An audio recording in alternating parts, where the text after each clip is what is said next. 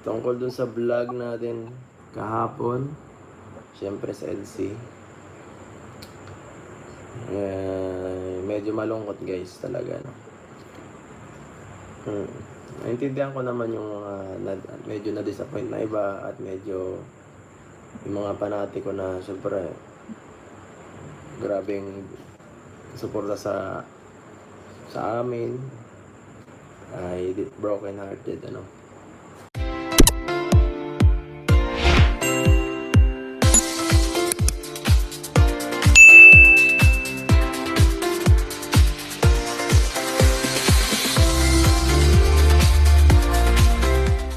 Hello mga kalingap! Once again, welcome to my YouTube channel, Maktibo Official. Babati sa inyo ng magandang araw, magandang gabi sa ating lahat. For today's video, magbibigay po tayo ng reaksyon patungkol sa live ni Kalingap Ido kagabi na kung saan nagbigay na siya ng kanyang pananaw at opinion tungkol sa desisyon ni Bibi Biancy. Yun po ang bibigyan natin reaksyon ngayong araw. Pero bagong lahat ng yan, huwag po natin kalimutan suportahan ang Kalingap, lalong-lalo na si Kuya Bal, Ate Edna at Kalingap Rob. Doon sa live ni Kalingap Ido kagabi, no, may pakiusap siya at naglabas din siya ng kanyang pananaw at opinion tungkol sa desisyon ni Bibi Biancy. Kaya panoorin po natin ito. Ayan. At ano guys, yung ganong desisyon, wag anuhin nyo lang. Kasi respeto ba? Kasi kung ganon talaga ang gusto nila ni Bian or ano ng iba, mga magulang niya or ano. Anuhin natin, unawain. Kasi di naman kayo nahihirapan eh. Sila naman guys, kaya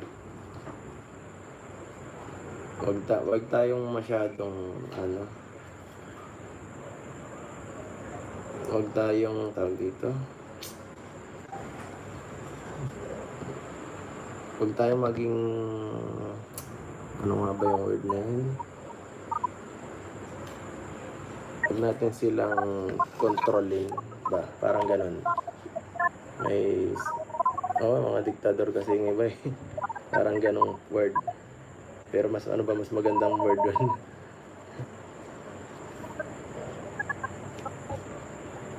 Wag demanding and guys, wag yung pressure, no?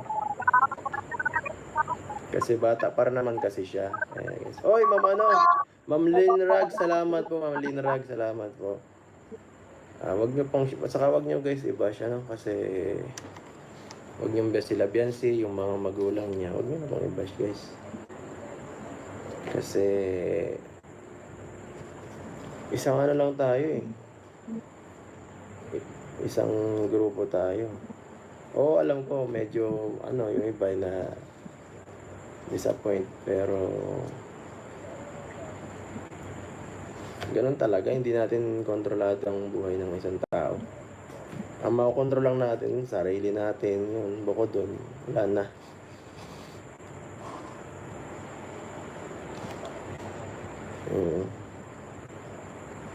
So kung hindi pa siya masyado ready, nasa kanya yun. Kung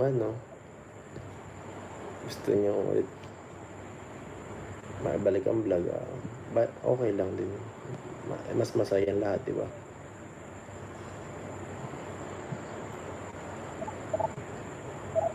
Umiyak talaga kagabi, naawa ko sa'yo sobrang ngayon. Ay, hirap magsalita.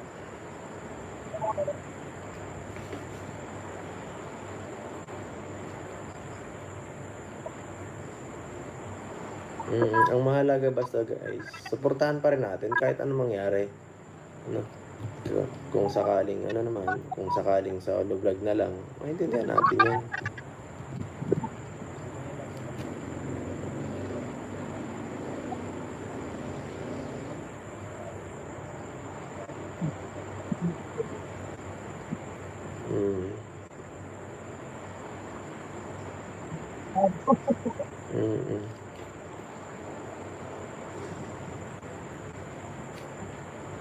Ganun dapat, guys. Ganun lang. Alam ko malungkot kayo, guys, no? Siyempre, idol nyo eh. Idol nyo eh. Mm. Mm.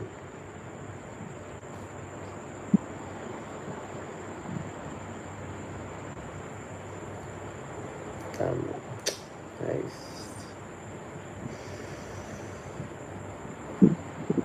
Mm. Be reasonable, guys. Ano? Ay, grabe. 3.4K. Ba't di nyo magawang mag-like ng maayos, ano? Nice. Naiiwan lagi. Ako, wala naman akong ano kay Biancy. Naiintindihan ko din naman siya. Kasi bata pa siya. Medyo saka babae. Malambot ang puso. Ano?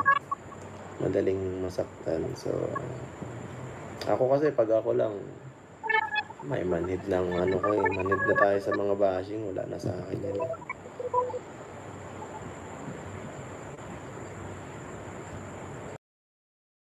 Yun no, mga kalingap. Binanggit ni Kalingap Ido doon na wala naman siyang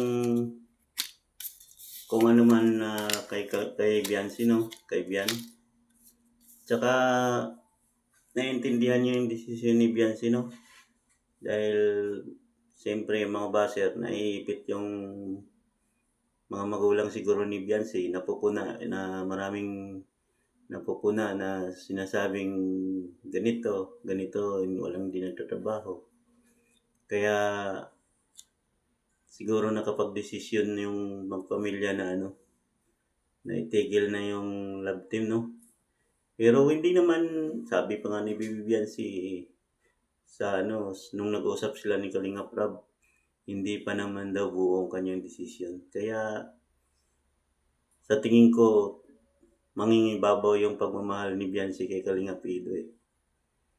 Kaya, ako, tiwala pa rin ako na tuloy pa rin yung love team ng EDC. O alam natin na sa off-cam, nagkikita sila, inaatid siya ni Kalingap Ido. Pero iba pa rin yung binablog sila kasi sabi nga ni Kalingap Ido doon, para yon sa mga kapatid ni Biancy at sa kanyang pamilya. Kaya nila ginagawa yung love team. Kaya kitang-kita naman doon sa bulong ni Kalingap Norman, no? Na hinatid pa si Biancy pagkatapos ng vlog. Tsaka bilib ako kay Kalingap Ido, masyadong maunawain. Malawak yung pag-iisip. Kaya yung mga baser lang talaga yung problema. Masyado silang mapagpuna. Inggit yung umiiral sa kanila eh. Naiinggit sila sa pamilya ni Biancy dahil tuloy-tuloy yung biyaya na dumadating galing sa sponsor, no? Kaya maraming pumupuna na hindi daw nagtatrabaho yung mga magulang, no?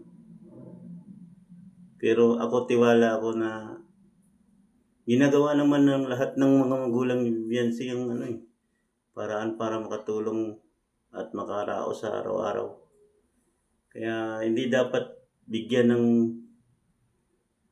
nila bigyan ng pansin yung mga baser eh. Saka alam ko nandyan pa rin si Kalingap Ido nakasuporta kay Biancy, no? Nakakabilib. Sa tingin niyo ba mga Kalingap, titigil kaya ni Biancy yung love team? Yung vlog nila ni Kalingap Ido ng EDC? Ano sa tingin niyo mga Kalingap? O hinuhuli lang tayo ni Kalingap Rab para yung matira eh sulit. So yun lang muna mga Kalingap, no? Sana po maintindihan natin yung sinabi ni Kalingap Ido. At suportahan po natin yung dalawa, no? So yun lang mga Kalingap. Maraming salamat po. Hanggang sa muli. Bye-bye.